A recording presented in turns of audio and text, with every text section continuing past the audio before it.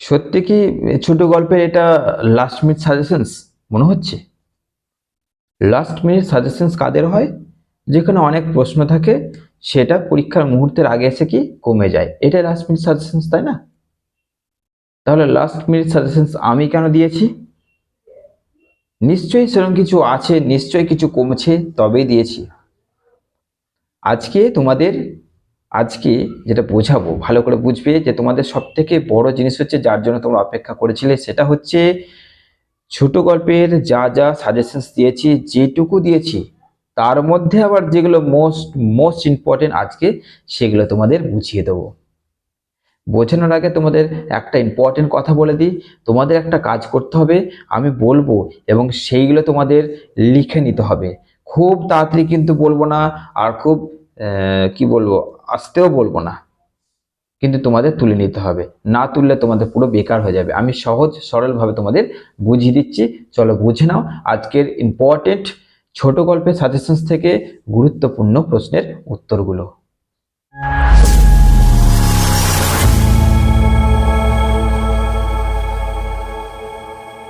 তো যে প্রশ্নগুলো আজকে তোমাদের খুবই গুরুত্বপূর্ণ, খুব ইম্পর্টেন্ট, যেগুলো আজকে নিয়ে এসেছি, সেইগুলো হচ্ছে, প্রথমে তোমাদের কি বোঝাবো, 19 শতকের ছোট গল্পের বৈশিষ্ট্য, তারপরে বোঝাবো রবীন্দ্রনাথের ছোট গল্পের বৈশিষ্ট্য, উদ্ভব ক্রমবিকাশ, স্বর্ণকুমারী দেবীর মণিহারা আর নবকাহিনী গল্পটা, প্রভাত কুমার মুখোপাধ্যায় আর ত্রৈলোক্যনাথের ভূত ও মানুষ, ফোকলা ও দিগম্বর। এই ফোকলা দিগম্বর, এই কটা তোমাদের মোস্ট মোস্ট ইম্পর্টেন্ট কালকের জন্য। ওকে, তো এইগুলো ওই জন্য তোমাদের আজকে সহজ সুন্দরভাবে বুঝিয়ে দিচ্ছি, চলো দেখে নাও। দেখো, প্রথমে আছে 19 শতকে ছোট গল্পের বৈশিষ্ট্য।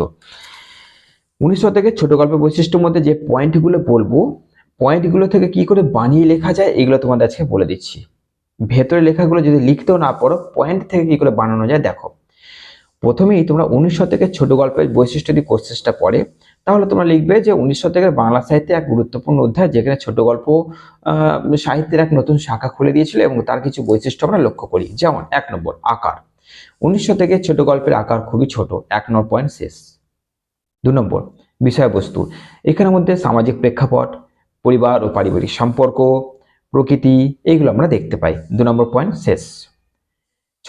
চরিত্রের মধ্যে আমরা বাস্তবিকতা দেখতে পাই, কিছু নারী চরিত্র আমরা লক্ষ্য করি। 3 নম্বর পয়েন্ট শেষ। তোমরা ভেতরের লেখাটাকে কিভাবে বাড়াবে, এটা তোমাদের ব্যাপার। 4 নম্বর, ভাষা। ছোট গল্পের ভাষা সহজ, সরল, স্বাভাবিক এবং সাবলীল হয়, যাতে পাঠক খুব সহজভাবে নিতে পারে। 4 নম্বর পয়েন্ট শেষ। শৈলী মানে গঠন। শৈলী কিরকম? বর্ণনামূলক।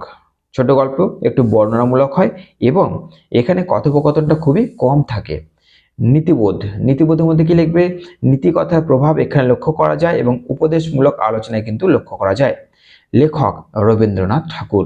19 শতকের অন্যতম প্রধান লেখক রবীন্দ্রনাথ ঠাকুর গল্পগুচ্ছ, কথা ও কাহিনী এগুলো লিখেছেন। এবং প্রেমচন্দ কি আছে? প্রেমচন্দ ছন্দ নামে বিখ্যাত, ধনপত রায়, মনোসরোবর, প্রেম সর্ব, এইগুলো কিন্তু লিখেছেন। তাহলে কি হলো? লেখক কে ছিল এবং তাদের কিছু লেখা ছোট গল্পের হয়ে গেল। ছোট গল্পের বৈশিষ্ট্য কমপ্লিট। ওকে, এরপরে দেখো তোমাদের কি আছে, আস্তে আস্তে আরো সহজ করে তোমাদের বোঝাবো। যে কোশ্চেনটা আছে রবীন্দ্রনাথের ছোট গল্প বৈশিষ্ট্য, লিখবে বৈচিত্র্য। আমরা রবীন্দ্রনাথের ছোট গল্প বৈশিষ্ট্যের মধ্যে কিছু বৈচিত্র্য লক্ষ্য করি, যেগুলো কি না, রবীন্দ্রনাথের ছোট গল্পের বিষয়বস্তু, চরিত্র, রীতিতে অসামান্য বৈশিষ্ট্য লক্ষ্য করা যায়। গ্রাম বাংলার জীবনচিত্র, শহুরে মানুষের জীবনচিত্র, মানুষের মানে কিভাবে থাকে, খাওয়া দাওয়া, পোশাক পরিচ্ছদ, বুঝতেই পারছো, ধর্ম, সংস্কৃতি, সুখ দুঃখ, কান্না, এগুলো কিন্তু আমরা দেখতে পাই। মানবিকতার মধ্যে সে, যে রবীন্দ্রনাথের গল্পের ভাবধারা হচ্ছে মানবিকতা, এবং যেখানে মানুষের আশা আকাঙ্ক্ষা, স্বপ্ন, ভালোবাসা, ঘৃণা, এইগুলো আমরা কিন্তু এখানে লক্ষ্য করি। চরিত্র সৃষ্টি, রবীন্দ্রনাথের ছোট গল্পের মধ্যে বাস্তব জীবনের চরিত্রকে তুলে ধরেছেন, যেখানে মানুষের কষ্ট বা কিভাবে সে মানুষ সাফার করছে, সেগুলো কিন্তু তুলে ধরেছেন। যেমন কালিন্দী, মণিহারা কিছু চরিত্র কিন্তু এখানে রয়েছে। রীতি, রবীন্দ্রনাথের গল্পের রীতি হচ্ছে সাবলীল, সরল, প্রাঞ্জল এবং মনকে কাড়ার মতন কিছু ভাষা তিনি ব্যবহার করেছেন। প্রকৃতি বর্ণনা, রবীন্দ্রনাথ যেহেতু প্রকৃতিকে ভালোবাসতেন, তাই এখানে প্রকৃতির বর্ণনা রেখেছেন। আবেগ প্রবণতা, রবীন্দ্রনাথের গল্পে আবেগ প্রবণতা আমরা লক্ষ্য করতে পারি, যেগুলি পড়ে আমরা যেগুলোর মধ্যে আমরা আবেগ লক্ষ্য করি। আচ্ছা, উপসংহার, রবীন্দ্রনাথের ছোট গল্প বাংলা সাহিত্যে এক অমূল্য সম্পদ, তার গল্পের বৈচিত্র্য, মানবিকতা, চরিত্র সৃষ্টি আমরা লক্ষ্য করি। ব্যাস, হয়ে গেল। এই যে পয়েন্টগুলো থাকবে, এই পয়েন্টগুলো থেকে তোমরা কিভাবে বানাতে পারবে সেটাই তোমাদের বললাম। ওকে, এরপরে বাংলা ছোট গল্পের উদ্ভব ও ক্রমবিকাশ। উদ্ভব, 1900 থেকে বাংলার প্রথম দিকে সাহিত্যের ছোট গল্পের আবির্ভাব ঘটে। পূর্ববর্তী সময় লোককাহিনী, রূপকথা, আখ্যানিকা, পাঁচালী এগুলো কিন্তু ছিল, এগুলোর পর কিন্তু ছোট গল্প এসেছে। পাশ্চাত্য সাহিত্যের প্রভাব, বিশেষ করে ইংরেজি ছোট গল্প বাংলা ছোট গল্পের বিকাশে গুরুত্বপূর্ণ ভূমিকা পালন করেছিল। অর্থাৎ ইংরেজি যে ছোট গল্পগুলো ছিল তারা বাংলা ছোট গল্পকে কিন্তু ওঠাতে সাহায্য করেছিল। এইভাবে কিন্তু উদ্ভব হয়েছিল কাদের হাত ধরে? ঈশ্বরচন্দ্র বিদ্যাসাগর, ঈশ্বরচন্দ্র গুপ্ত, নীলমণি, তারপরে মাইকেল মধুসূদন, এদের হাত ধরে কিন্তু আমাদের উদ্ভব হয়েছিল ছোট গল্পের। এরপরে ক্রমবিকাশ। ক্রমবিকাশটা তিনটে পর্যায়। প্রথম পর্যায়ে কি দেখতে পাই? রোমান্টিকতা, বাস্তবিকতা, সমাজ উপন্যাস, ঈশ্বরচন্দ্র বিদ্যাসাগরের কিছু লেখা, গল্পগুলো কি না বড় দিদি, মণিহারা, এগুলো। দ্বিতীয় পর্যায়ে কি দেখতে পাই না? বাংলা সাহিত্য ইতিহাসের নবজাগরণের সূচনা, রবীন্দ্রনাথ ঠাকুর, শরৎচন্দ্র চট্টোপাধ্যায় এদের আবির্ভাব হচ্ছে, বিভিন্ন বিষয়বস্তু নিয়ে আলোচনা হচ্ছে, কাবুলিওয়ালা, মহেশ, দেনা পাওনা এগুলো কিন্তু তিনি লিখেছিলেন। তৃতীয় পর্যায়ে কিনা স্বাধীনতার পর বাংলা ছোট গল্পে নতুন ধারা সূচনা হয়, বাস্তবতা, আধুনিকতা, নারীবাদ এগুলো আমরা লক্ষ্য করি এবং উল্লেখযোগ্য কিছু মানে গল্প কি ছিল এর মধ্যে তৃতীয় পর্যায়ে না? দুই বাংলার দুই মানুষ, সোনার কেল্লা, পদ্মা নদী। তাহলে হয়ে গেল তোমাদের ছোট গল্পের বৈশিষ্ট্য।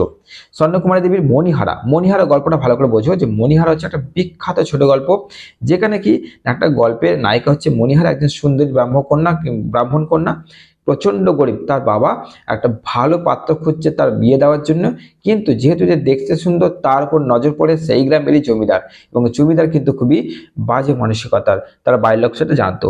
জমিদার এলো, জমিদার এসে বলছে যে আমি ব্রাহ্মণ কন্যা, আমি তোমাকে বিয়ে করব, কিন্তু তার বাবা এবং সেই কন্যা কিন্তু বিয়ে করতে রাজি ছিল না। এই হচ্ছে গল্পের বিষয়বস্তু, তোমাদের একটু বাড়িয়ে চাড়িয়ে লিখতে হবে। ওকে। উপসংহারে লিখবে যে এখানটা আমরা জানতে পারি যে আমাদের কিন্তু সত্যের পথে হাঁটা উচিত, আমরা জানতে পারি যে মানুষ চেনা উচিত, আমরা জানতে পারি যে টাকার লোভে দুম করে নিজের মেয়েকে কারো হাতে তুলে দেওয়া উচিত নয়। এইগুলো জাস্ট লিখে দেবে। এরপরে কি আছে এখানে তোমাদের? স্বর্ণকুমারী দেবীর নবকাহিনী। নবকাহিনীতে লিখবে যে নবকাহিনী গল্পটির কেন্দ্রীয় চরিত্র হচ্ছে মীনাবতী, একজন সুশিক্ষিতা আধুনিক বিচারধারা সম্পন্ন এক তরুণী। তার বাবা হচ্ছে একজন রক্ষণশীল ব্যক্তি, এবং যেহেতু তার বাবা রক্ষণশীল ব্যক্তি, তার বাবা চেয়েছিল যে তার মেয়ের বিয়ে একটা রক্ষণশীল পরিবারই পড়ুক, কিন্তু মানে একটা কুসংস্কার টাইপের, যেহেতু আমরা এইরকম পরিবারই তাদেরকে দিতে হবে। তো এই যে কুসংস্কার থেকে বেরিয়ে আসার জন্য মীনাবতী কি করেছিল? মীনাবতী বাবাকে বলেছিল, বাবা তুমি যেখানে চাইছো সেখানে আমি করবো না, আমার যেখানে ইচ্ছা আমি সেখানে করবো, এবং সেটা সে করেও ছিল। এইটাই হচ্ছে আমাদের এখানকার এই গল্পে কিন্তু মণিহারা গল্পের কি বলবো সারসংক্ষেপ। কিন্তু এবার এখানে কি নীতি কথা লিখবে, যে নীতি কথা কি বোঝা যায়? যে এখানে বোঝা যাচ্ছে যে একজন নারী কিভাবে কুসংস্কারের বিরুদ্ধে প্রতিবাদ করছে, আমাদের কুসংস্কার মানা উচিত নয়, কুসংস্কার এড়িয়ে যাওয়া উচিত, কুসংস্কার দূর করা উচিত, এইগুলো কিন্তু এই গল্পের নীতি। ওকে, তাহলে মণিহারা গল্পটা কিন্তু নবকাহিনী গল্পটা আমাদের কমপ্লিট হলো। এরপরে দেখো আমাদের যেটা করব সেটা হচ্ছে বাংলার ছোট গল্পে প্রভাত কুমার মুখোপাধ্যায়ের অবদান। প্রভাত কুমার মুখোপাধ্যায়ের অবদানে প্রভাত কুমার মুখোপাধ্যায় যেগুলো লিখেছেন সেগুলো হচ্ছে তার লেখার মধ্যে কি কি লক্ষ্য করি আমরা? বাস্তবিকতা। এবার বাস্তবিকতা কি লিখবে তোমরা? যে প্রভাত কুমার মুখোপাধ্যায় লেখার মধ্যে আমরা বাস্তবিকতা লক্ষ্য করি, জীবনের বাস্তব দিক তিনি তুলে ধরেছেন। তারপরে কি মানবিকতা না মুখোপাধ্যায় গল্পে আমরা মানবিকতা লক্ষ্য করি, যেখানে জীবনে আশা আকাঙ্ক্ষা, হ্যাঁ মানে তারপরে সুখ দুঃখ কান্না এগুলো তিনি তুলে ধরেছেন। তারপরে হাস্যরস না মুখোপাধ্যায় কঠিন বিষয়বস্তু বা গম্ভীর বিষয়বস্তুকে হাস্যরসের দ্বারা পরিবেশন করতে ভালোবাসতেন।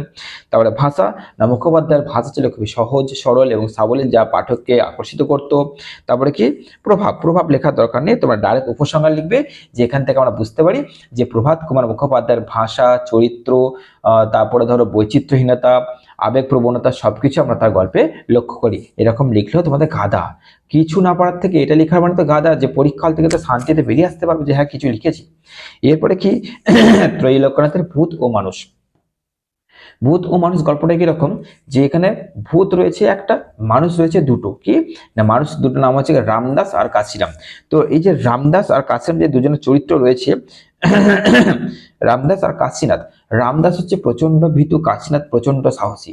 এই দুজনে একদিন জঙ্গল দিয়ে যাচ্ছে, জঙ্গল দিয়ে যেতে যেতে হঠাৎ করে দুজনে কিন্তু একটা ভূত দেখতে পেয়ে যায়। এবার বুঝতে পারছো রামদাস যেহেতু ভীতু সে তো পালাবে, সে পালিয়েছে, কিন্তু কাশীরাম ভীতু না সাহসী, সে কিন্তু দাঁড়িয়েছিল ওখানে।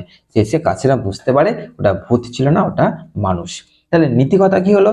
যে আমাদের চটজলদি কোনো সিদ্ধান্ত নেওয়া উচিত নয়, ভয় খাওয়া উচিত নয়, ভয়কে জয় করা উচিত, এগুলো নীতি কথা। এইগুলো লিখে দিচ্ছ গাধা।